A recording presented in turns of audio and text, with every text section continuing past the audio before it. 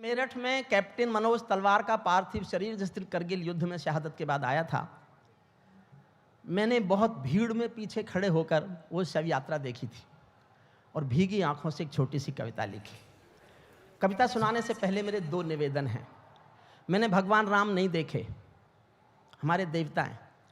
मैंने भगवान कृष्ण भी नहीं देखे, हमारे देवता हैं।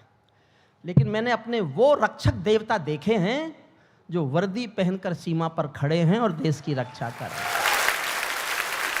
ये हमारे रक्षक देवता हैं। मैं पुलिस के सिपाही और फौज की वर्दी को सल्यूट करता हूं, सलाम करता हूं और उनसे बड़ा देश का भक्त किसी को भी नहीं मानता। देश के असली देशभक्त वो है। छोटी सी कविता है, सुनिए। मैं केशव का 5 जन्म भी गहन मौन में खोया हूं। ताली बजाना मत बजाना, दिल से सुन लो। मैंने एक ही कविता लिखी है जिसके लिए मैं कह सकता हूं मेरी अच्छी कविता है। बाकी कवि सम्मेलन है, कविता यही है जो मैं सुना रहा हूं। कविता कवि सम्मेलन से बड़ी चीज है, लेकिन इस देश में कवि सम्मेलन की मांग ज्यादा है तो कवि सम्मेलन ज्यादा होते हैं। मैं केशव का 5 जन्म भी गहन मौन में खोया हूँ। उन बेटों की याद कहानी लिखते लिखते रोया हूँ। उन बेटों की याद कहानी लिखते लिखते रोया हूँ। जिस माथे की कुमकुम बिंदी वापस लौट नहीं पाई, चुटकी झुमके पायल ले गई कुर्बानी की यमराई। कुछ बहनों की राखी जल गई है बर्फीली घाटी में, वेदी के गठबंधन मिल गए हैं करगिल की माटी में। पर्वत पर कितने सिंदूरी सपने दफन हुए होंगे, 20 बसंतों के जज्बाती बेटे हवन हुए होंगे। टूटी चूड़ी धुला महावर रूठा कंगन हाथों का, कोई मोल नहीं दे सकता बासंती जज्बातों का। कोई मोल नहीं दे सकता कोई मोल नहीं दे सकता बासंती जज्बातों का। जो पहले पहले चुंबन के बाद लाम पर चला गया।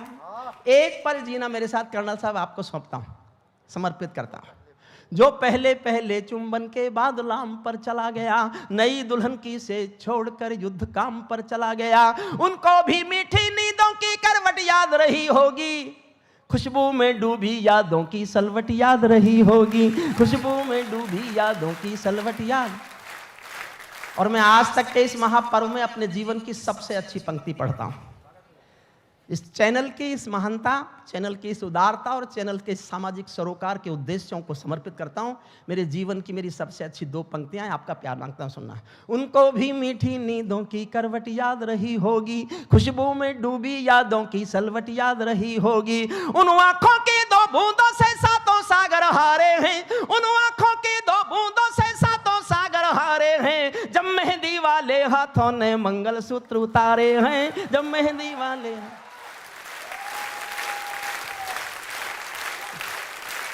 उन आंखों की 2 बूंदों से 7 सागर हारे हैं। जब मेहंदी वाले हाथों ने मंगलसूत्र उतारे हैं। गीली मेहंदी रोई होगी छुपके घर के कोने में, ताजा काजल छूटा होगा चुपके चुपके रोने में। जब बेटे की अर्थी आई होगी सोने आंगन में, शायद दूध उतर आया हो बूढ़ी माँ के दामन में। शायद दूध उतर आया हो बूढ़ी माँ के दामन में। वो विधवा पूरी दुनिया का बोझा सर ले सकती है। संसार के किसी भी मजहब में स्त्री अर्थी को कंधा नहीं देती। लेकिन भरतपुर के पास एक गांव है अजान, राजस्थान में। वहाँ का एक बेटा शहीद हुआ था, वीरेंद्र सिंह। ये कल्पना नहीं है, सत्य घटना है। जब सेना पार्थिव शरीर लेके आई तो उसकी पत्नी ने शादी के दिन वाले कपड़े पहनकर शमशान घाट तक अपने पति की अर्थी को कंधा दिया। यह दुनिया की पहली घटना थी जब किसी औरत ने अर्थी को कंधा दिया हो। उसके बाद बहुत घटनाएं घटी, लेकिन जो घटना दुनिया में पहली बार घटे उस पर कोई क्या लिखेगा? वो तो स्वयं एक महाकाव्य है। मैंने एक पंक्ति लिखी है जो आपका लाड मांगती है, सुनिएगा। उनको भी मीठी नींदों की करवट याद रही होगी, खुशबू में डूबी यादों की सलवट याद रही होगी। उन आंखों की 2 बूंदों से 7 सागर हारे हैं। जब मेहंदी वाले हाथों ने मंगलसूत्र उतारे हैं। गीली मेहंदी रोई होगी चुपके घर के कोने में, ताजा काजल छूटा होगा चुपके चुपके रोने में। जब बेटे की अर्थी आई होगी सोने आंगन में, शायद दूध उतर आया हो बूढ़ी माँ के दामन में। वो विधवा पूरी दुनिया का बोझा सर ले सकती है। वो विधवा पूरी दुनिया का बोझा सर ले सकती है।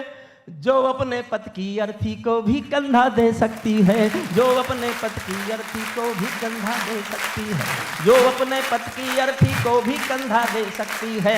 मैं ऐसी हर देवी के चरणों में शीश झुकाता हूँ, इसीलिए मैं कविता को हथियार बनाकर गाता हूँ, इसीलिए मैं कविता को हथियार बना। जिन बेटों ने पर्वत काटे हैं अपने नाखूनों से, 1 मिनट और मांगता हूं बस। कल्पना करो कैसे लड़े होंगे। ये देश है उन वीर जवानों का। जिन बेटों ने पर्वत काटे हैं अपने नाखूनों से, उनकी कोई मांग नहीं है दिल्ली के कानूनों से, उनकी कोई मांग। आदरणीय हमारे बड़े लोग सामने बैठे हैं, एक अनुरोध और करता हूं। मैं 40 साल एक यूनिवर्सिटी में प्रोफेसर रहा हूं। कहने के लिए जनता से मेरे पास केवल 2 निवेदन हैं। आपके आसपास कोई ना कोई ऐसा परिवार होगा जो करगिल में, पुलवामा में, उरी में, 71 के युद्ध में शहीद हो गया होगा। आप सब जानते होंगे ऐसे आसपास किसी परिवार को। साल में एक बार, मेरा निवेदन है इस चैनल के माध्यम से आज तक, पर मैं अपने भीतर जो मेरे पास सबसे अच्छा कहने के लिए वो कह रहा हूं। साल में एक बार आप पिकनिक जाते हो, कहीं जाते हो, त्योहार मनाते हो, एक बार साल में एक बार कुछ फूल लेके उसके घर जाओ और उससे कहो तुम अकेले नहीं हो, देश तुम्हारे साथ है, देश तुम्हारे साथ है। और दूसरा निवेदन है आपको, किसी बस अड्डे पर, रेलवे स्टेशन पर, हवाई जहाज पर, हवाई अड्डे पर कोई फौजी वर्दी में जाता हुआ दिखाई दे और आप वहां बैठे हो, खड़े होकर एक बार ताली बजा दो। सैनिक को लगेगा पूरा देश उसके साथ है, पूरा देश उसकी शुभकामनाओं के लिए तालियां बजाए। जिन बेटों ने पर्वत काटे हैं अपने नाखूनों से, उनकी कोई मांग नहीं है दिल्ली के कानूनों से। जो सैनिक सीमा रेखा पर ध्रुव तारा बन जाता है, उस कुर्बानी के दीपक से सूरज भी शर्माता है। गर्म दहानों पर तोपों के जो सीने अड़ जाते हैं, उनकी गाथा लिखने को अंबर छोटे पड़ जाते हैं। उनके लिए हिमालय कंधा देने को झुक जाता है, कुछ पल को सागर की लहरों का गर्जन रुक जाता है। उस सैनिक के शव का दर्शन तीर्थ जैसा होता है, चित्र शहीदों का मंदिर की मूरत जैसा होता है, चित्र शहीदों का मंदिर की मूरत। अंतिम पंक्तियां पढ़ रहा हूं। क्या ये देश उन्हीं का है जो सीमा पर मर जाते हैं?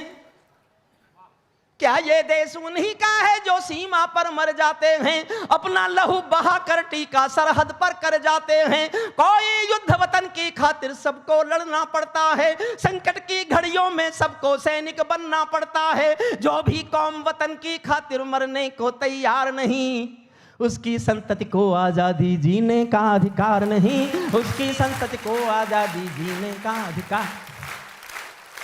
और समाप्त करता हूं, बहुत अच्छा लगा, सर झुका के प्रणाम करता हूं आपको, सर झुकाकर। कविता का संस्कार जीना, भारतीय संस्कार और संस्कृति को जीना है। सरकार देश सुंदर बना सकती है, देश कैसे खूबसूरत बनेगा, सड़कें कैसे खूबसूरत बनेंगी, हवाई अड्डे कैसे खूबसूरत बनेंगे, रोटी कैसे मिलेगी, ये सरकार का काम है, वो कर सकती है। लेकिन इंसानियत कैसे खूबसूरत होगी, ये काम केवल ऐसे महापर्वों से किया जाएगा। इंसानियत बचाने की कोशिश केवल अदब करेंगे और कोई नहीं कर सकता, कोई नहीं कर सकता। सैनिक अपने प्राण गंवा कर देश बड़ा कर जाता है। और साहब मैं कुछ खिलाफ नहीं बोल के जाऊं तो काय का हरिओम पवार। आखिरी पंक्ति मैंने जीवन में राजनीति पर सबसे कठोर पंक्ति लिखी है, सबसे कठोर पंक्ति है मेरी, और ये सोच के लिखी है कि मैं पढ़ा लिखा हूं, जिनके लिए लिखी है वो नहीं समझेंगे। आप समझ जाओ तो घनघोर तालियों से मुझे प्यार देके विदा कर देना। अंतिम पंक्तियां पढ़ रहा हूं। सैनिक अपने प्राण गंवा कर देश बड़ा कर जाते हैं, सैनिक अपने प्राण गंवा कर देश बड़ा कर जाते हैं। बलिदानों की बुनियादों पर राष्ट्र खड़ा कर जाते हैं। जिनको मां के बलिदानी बेटों से प्यार नहीं होगा, उन्हें तिरंगे को लहराने का अधिकार नहीं होगा, उन्हें तिरंगे।